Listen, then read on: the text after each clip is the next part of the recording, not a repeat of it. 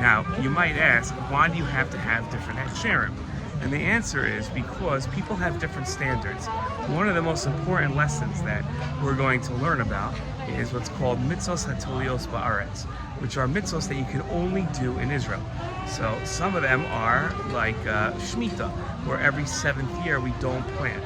And another one is called Trumos and Maisros, which you take off a portion of your fruit or your seeds, anything that grows from the ground, and you give that to the Kohen and the Levi. Nowadays, we don't usually give it to the Kohen and Levi anymore, but we have to take it, put it aside, and we usually have to, unfortunately, destroy it because we're waiting for the Beis Hamikdash and for people to be tahor. That's a whole different story. But there are different halachos, and some people are stricter than others when it comes to following those halachos.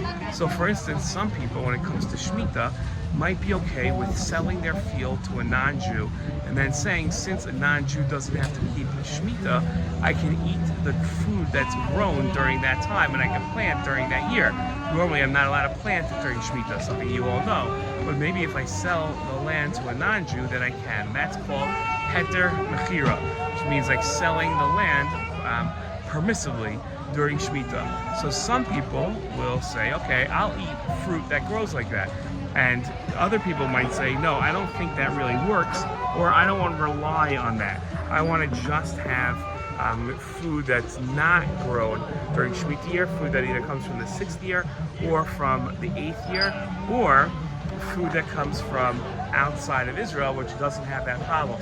So if I want to know what to do, I'm going to look to see what the kosher level is. I'm pointing to this where it says Eida Charidis. Eida Charidis happens to be a very strict hechsher, and they're not going to allow anything like any type of leniency, any type of kulos, which says that you can rely on a field sold during the Shemitah year. This year is not a Shemitah year, and it's already 2 or 3 years after the last Shemitah year, so you don't really find that particular problem anymore. Okay, let's go look at some more fun things in the Shuk together.